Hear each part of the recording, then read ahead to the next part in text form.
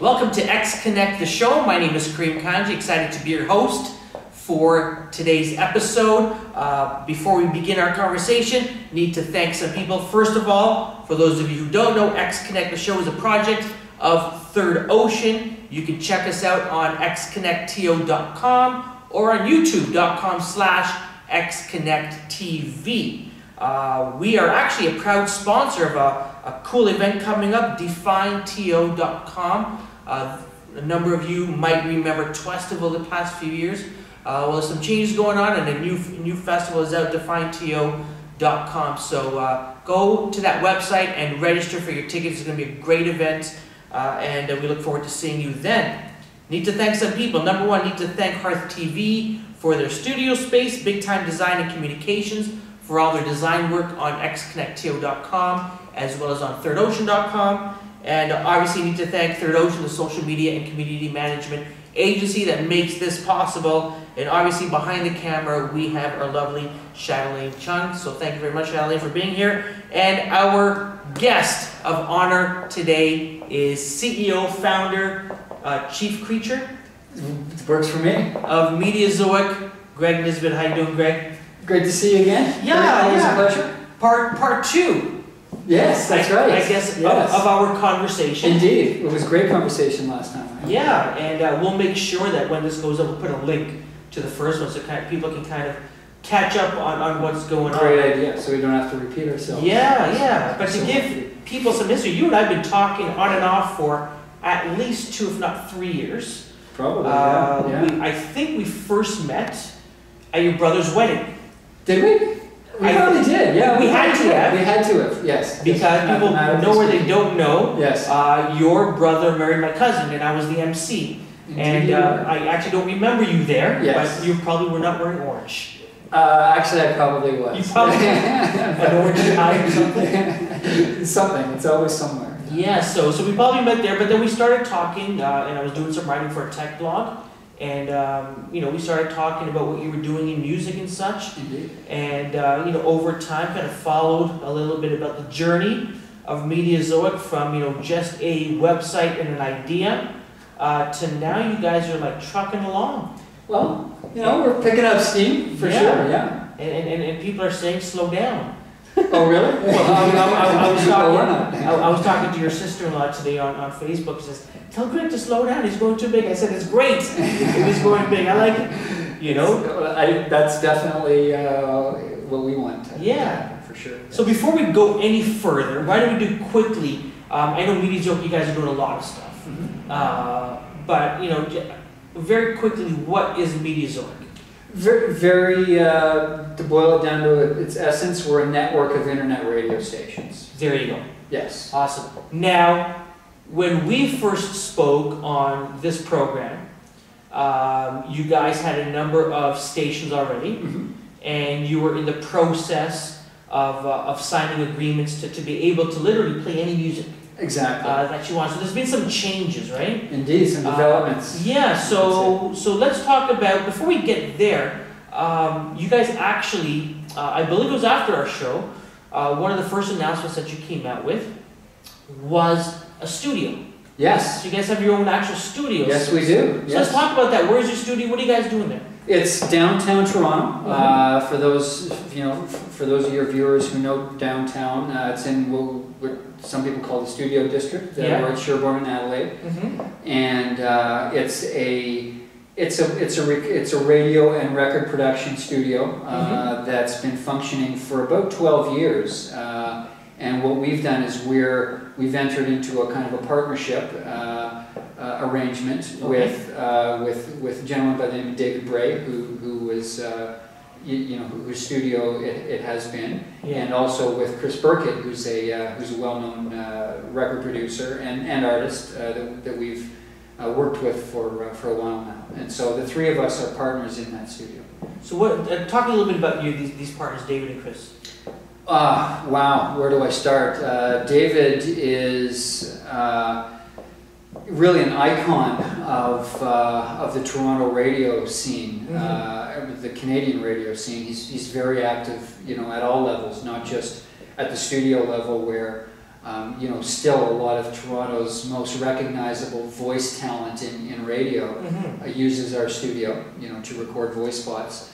But David has a great overall picture because he's involved with, you know, BBM, the radio analytics, and at kind of all levels of radio in Canada. Anybody who works in terrestrial radio in Canada knows David Bray. Okay. Chris Burkett, on the other hand, isn't as well known in this particular market, but he's very well known in a lot of music circles. I guess in terms of well-known projects, his best-known project is he was the producer of Sinead O'Connor's "Nothing Compares to You," and the album around that went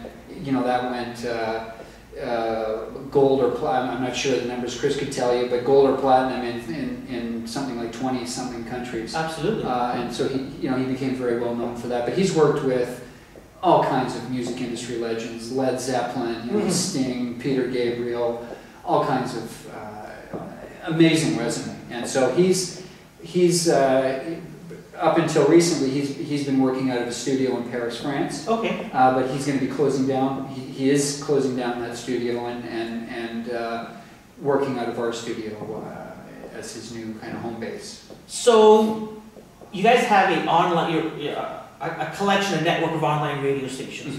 What is the purpose of this studio? What are you guys hoping to do, and how do you proceed to match it with what you guys are doing on the online side of things? Great question. I don't think anybody's asked me that, and to me that's a very relevant question. Yeah. You know? Well, a lot of our stations, we play a lot of different kinds of music. Sure. But we also like to support what's happening locally. I mean, both you can say in the Canadian music space, but even more specifically in the Toronto music scene. The amount of great music that's being made and produced in Ontario is mind-boggling, you know. And so, you know, for a couple of years now, we've been playing all this great local music, and you know, whether it's at a show that we're really impressed with a band, or we really want to get to know a band that's in the market or is well known, but they could use a little bit of exposure. Maybe their fans want to know more about them. You know, it's one thing to sort of pick up a mic and plug it into your laptop and do an interview with them. It's quite another to have an actual professional studio environment where the band can come in, do an interview, you know, play a live performance, whatever. I mean, really, the sky's the limit. And so, you know, we're radio, and we don't just play music. We have interviews. We have people that want to come in and talk about things. And so, where does all that take place? It takes place in the studio. And so it's a perfect match for us. So, like, unique content that you really not going to find anywhere else. Nowhere else. So you get so instead of creating your own content rather than you know, curating other content, you're able to create your own and provide some value. Right, and we still curate. I mean, that's very important, but it really allows us to you know, raise the level of content that we can produce. Yeah. And would some of this content, if not all of it, be on like specific online stations? Is that the goal? Is that the purpose? Or? Well, I would say the purpose is two. So when we look at a radio show, let's say, so let's say we're looking at a new station and talking with a new station host. One of the things we look at is whether the show that they're producing, whether the content they're producing is not.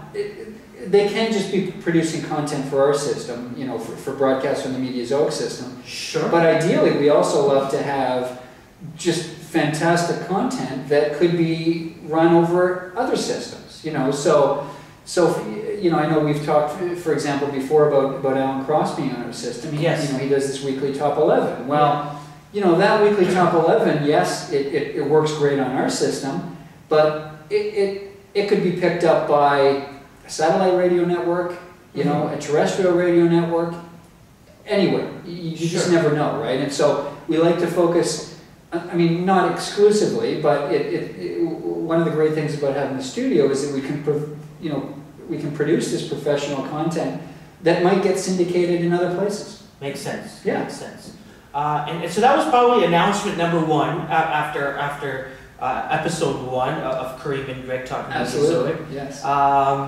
And although you never said it on the record, it was almost an obvious, an obvious next step, because you had signed the agreements with the proper people for independent music. Correct.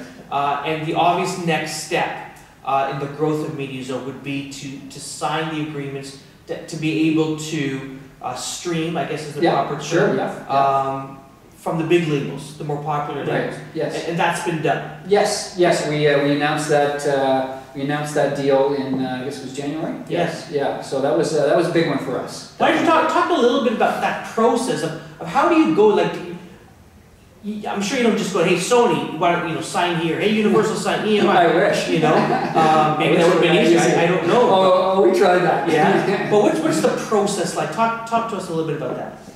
Well, there's a kind of a get to know you period. I mean, sure, it's as simple as a phone call in terms of making the original contact, but one of the things you realize, a company like Mediazoic realizes when we first reach out and make that contact, is how little you know about the actual how the recorded music business works.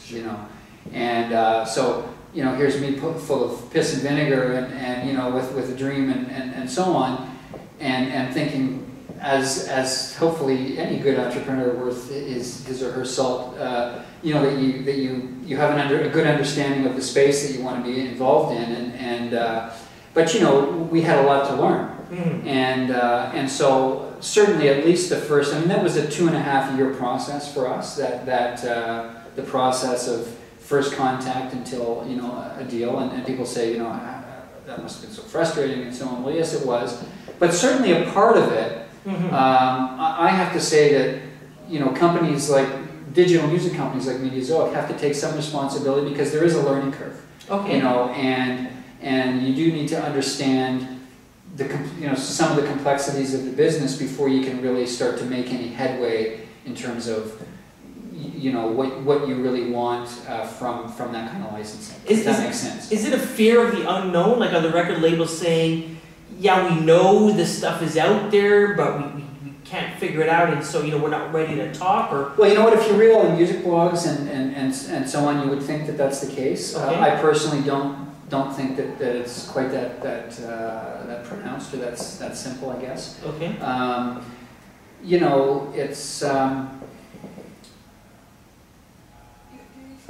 It's it's a learning process that you have to go through, and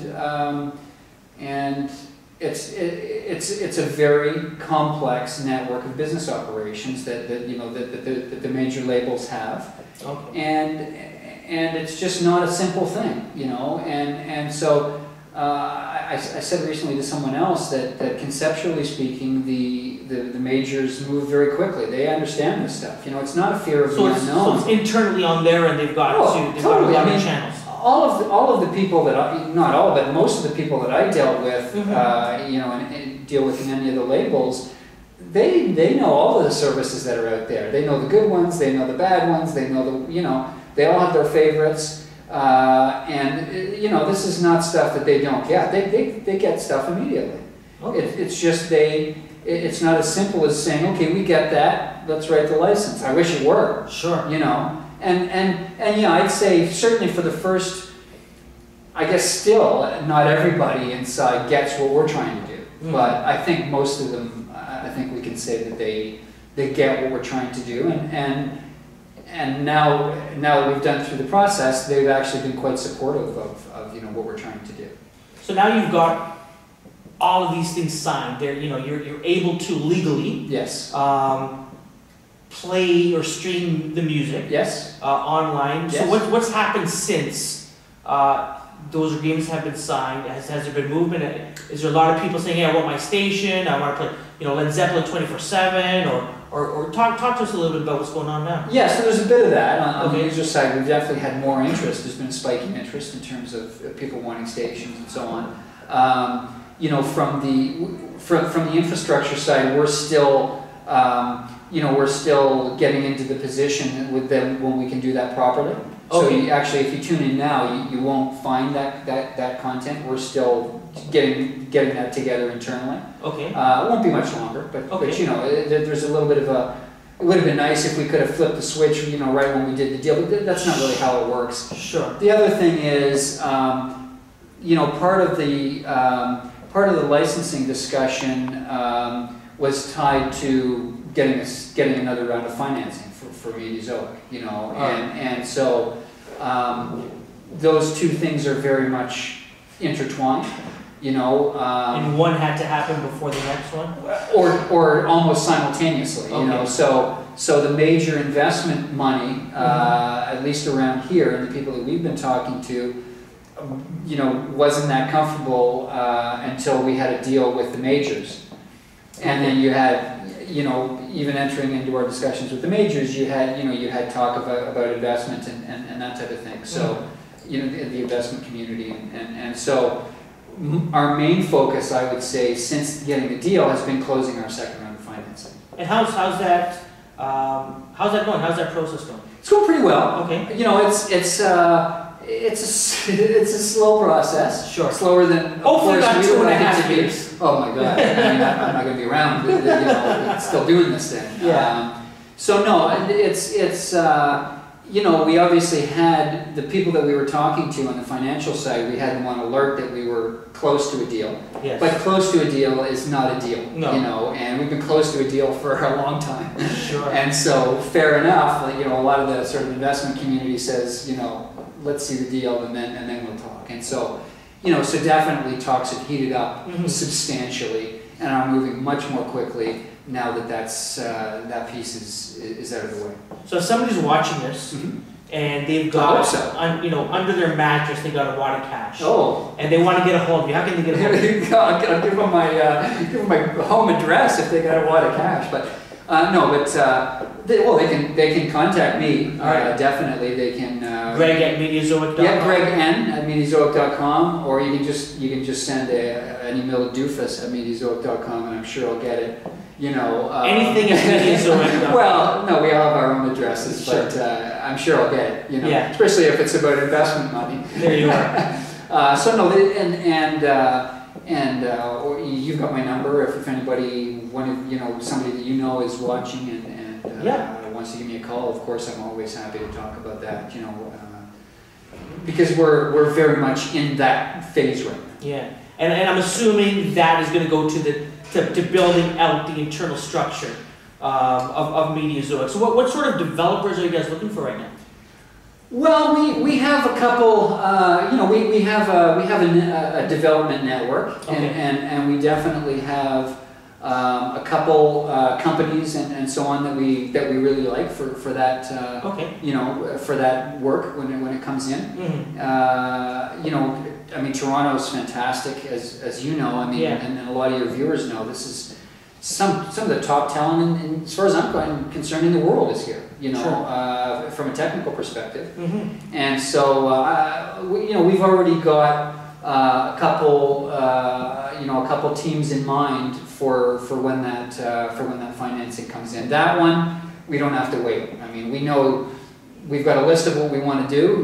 We've got, it can be difficult being up against some of the much better funded companies that do similar things to what we do, Sure. mostly out of the States and Europe and so on. But but we've had to be smart. We've had to spend the little money that we have very carefully. Yeah. And I think it's made us stronger in the long run. Now you bought out some of your competitors. So let's. You bought out some of our competitors. Well, you bought up a term, our competitors in Europe or down in the States. Okay, yes. I brought up. Sorry, I thought you said we bought up. Yeah. Mediazoic purchases. Yes. So let's talk about Mediazoic in the landscape of online music. Sure.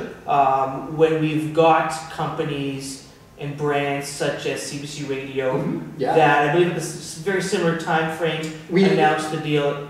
Same day. Same day. Yes. Which is a great company to be in. Actually, and that's how the press picked it up. The trades, especially radio trades and so on, they put us together. So for me, I thought that was great. Fantastic. Yeah, David and Goliath. There you go. And we know who wins that one. True. I was going to ask you which one's David and which one's Goliath. Oh, come on. But we'll leave that. So you've got them. You've got companies like RDO as well, and other ones, right? Absolutely. So let me ask you this: what's the so with the competition that is growing out now? Because like I said, the music industry understands what's happening. They want to support. They want to get involved. Definitely. And so you've got brands like yourselves that are now coming up and building. And companies, let's be honest, like RDO and CBC are obviously, CBC obviously a brand unto in itself. Absolutely. Growing like gangbusters. RDO, spending money in acquisition. Where do you see Mediazoic in that? And what's your strong point? What's going to differentiate Mediazoic from everyone else? Well, there's a couple of ways I like to kind of paint the picture. Yeah. One is of the difference between a record store and radio. Okay. And back in the old days, in the early days of FM radio and so on, old days. I still have to be honest. I still listen to radio. Great. Then you're a perfect listener because so it's something like an RDO or a Spotify. Yes, they're doing some things to to try and get into music curation and become stronger on that side. But I see those as more like a record store in the old-fashioned way. So if you know what you're looking for, if you maybe want to browse a little bit, then that's where you go. Mm-hmm. If you want to hear your Led Zeppelin and you got a specific album in mind or not, you type in your Led Zeppelin and you're in heaven for a couple hours or whatever. With you, I guess it would be Neil Young, right? I mean, there you go. Type in your Neil Young, yes. and you'd be blissing out for a couple hours, right? So, and that's great, but that's not who we are or what we want to be. Okay. So if we think of that as a record store, back in the 70s and so on, what drove people to record stores? Well, what drove people to record stores was hearing it on the radio. Was hearing it from their favorite DJ or their favorite radio station or whatever. And so we're definitely the radio part of that. So we're the place you go when you want to hear trusted curators, play you something and just lean back and enjoy it. And so we're not looking for that experience where you can go through and skip through every song and so on. Yes, we're gonna be working towards certain levels of interactivity, but really that's not really radio. Radio is somebody that you trust playing you maybe some new music, sometimes maybe some old music, whatever. But you just want to kind of sit back and be entertained for 10 minutes, an hour, 2 hours, a whole day. You just want to put it on. You want to work. You want to hang out with your friends, whatever. That's really our space. Interesting. Yeah. So I like the analogy: record label versus record store. Record store versus radio. Exactly. Yeah, absolutely. Exactly. Yeah. So that's certainly a big one for us. Okay, fantastic. And now, so there's a couple of stuff happening locally as well as internationally, and I'm curious, if we're going to be doing anything. So the first one coming up, I guess by the time this gets released, will be South by Southwest. And I'm curious if huge, massive festivals like that bring together now, music, film, and technology is attractive to you, and whether you feel that is a place that you want to be to, promote the brand and maybe get the word out and maybe, talk to people that might be able to connect you with investment. Absolutely. If I had the budget, I'd be already packing. Yeah. But have you ever had the opportunity to go down? I haven't been to South by, no. Okay. Last year we were close, but no. So what we do instead is we have to kind of think creatively as to how we can take a great event like that and see if we can get something from it. And so, for example, we work very closely with a festival that takes place here called Indie Week. Yes. And you might even call that, a sort of Toronto version of we've got several festivals that go on here, but Indie Week is a great example of an event like that happens in Toronto. And so yeah, they've got a stage down there at South by Southwest, and as I said, we work very closely with them, and so you know, they help us to kind of be the eyes and ears down there, and they, you know, they know a lot about what we do. We know a lot about what they do. So, you know, whenever we're talking to a potential partner or you know, or somebody, we'll bring up what they're doing. Yeah. And when they're talking to a potential partner, you know, they'll bring up what we're doing. And so that's kind of the way we do things now. Is we try to form really strong, mostly local partnerships that'll help us, you know, get intelligence and access to these kinds of events. You got to make do with what you got. Absolutely. Right. Absolutely. And we certainly can't pretend that South by Southwest isn't happening just because we don't have a budget for it. Yeah, absolutely. Yeah. But soon after that, we got Canadian Music Week. Yeah, now that we can do a little more with. Yeah. And I know last year you had a panel, if I'm correct. Yeah, we were actually silver sponsors at CMW last year, and part of that was a phenomenal panel that we put together. Yes. So what's happening this year? What do you guys got planned, if anything? Yeah, well, what we decided to do this year was, we've got this great space, the studio. That's right. Right? It's only about a 10-minute walk from the Royal York, you know, the Fairmont Royal York. And the music, the entire music industry, you know, from all over the world, and a lot of phenomenal bands are coming to Toronto as part of Canadian Music Week. And they're only a 10-minute walk from our studio. Yeah. So what we're basically doing is booking off the studio for 3 days. You know, stocking the fridge with some beer and putting out some, you know, some food and so on, and just having a bunch of bands come through. We're going to record some. Chris, our producer, is going to be in there. Noah, our engineer, who's actually here with us today, I know, is going to be in there, and you know, we're sort of scheduling around it. Some of the time, we hope to have a videographer in there. So the idea is that we're just going to have a whole bunch of bands and music industry people in through the studio. Are you going to book them to come in, or is it, you know, if you're free, you're going to have people around the festival just bringing them over? What's the process? A little bit of both. All right. You know, now another place to hang out. It's going to be, if I may say so, one of the hangout spots during CMW. All right. Outside of that, which, you know, the Royal York is a great hangout spot. You can get a lot done there. We're kind of setting it up as a hangout spot, and it'll be fun. And yeah, I mean, definitely if there's a band out there that's watching and is interested in kind of being in on it, you know, we are booking bands and booking slots already, so don't assume that you're just going to be able to show. I mean, no, we want people to be able to show up. Yeah. But if you want to be recorded, or you want an interview or something like that, you know, obviously it's better to plan ahead.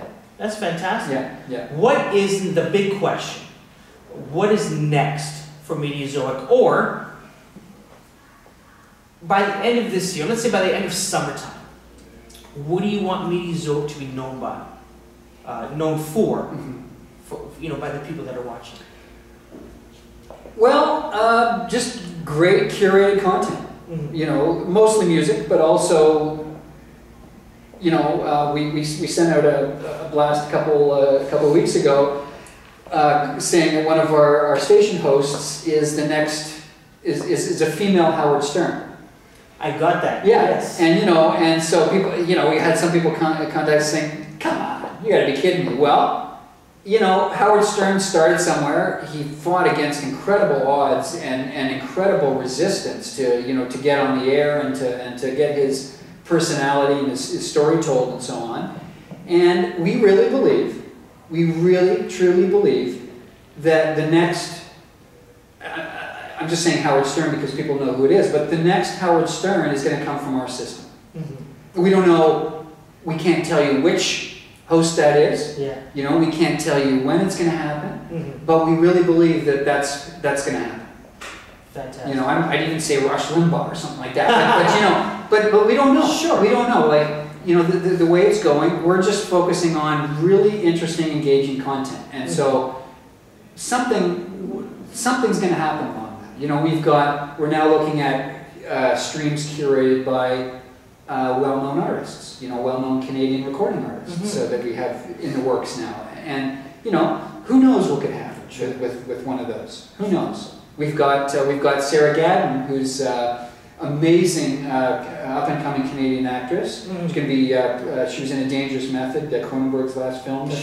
She's starring opposite Robert Pattinson in Cronenberg's next film, Cosmopolis, presenting at the Genie Awards this week. She's got a station on our system. So you just never know. You know, you just never know where that I mean, I hate to use the term viral, but it's like a YouTube video, right? I mean, who could have predicted that Rebecca Black goes viral? You know, you just never know. We have the platform, we feel, that enables that to happen. We could talk for hours. I'm sure it did. But we've got a self-imposed time limit. Okay, cool. But we're gonna definitely have you back. Yeah. And I hope you don't mind during CMW. I'm gonna bring my laptop. I might hang out at your place. You're welcome. And it's fantastic. And really looking forward to what you guys are doing in the tech and music space here in Canada. Thanks for joining us. Really appreciate it. Thank you. Yeah. Before we leave, let's thank everyone who's made this possible. Obviously, thank you so much to Hearth TV for studio space, Big Time Design and Communications for all your awesome design work on both xconnectto.com as well as thirdocean.com. And again, thank you to Third Ocean, the social media and community management agency. My name is Karim Kanji. I am your host. We'll talk to you later. Bye.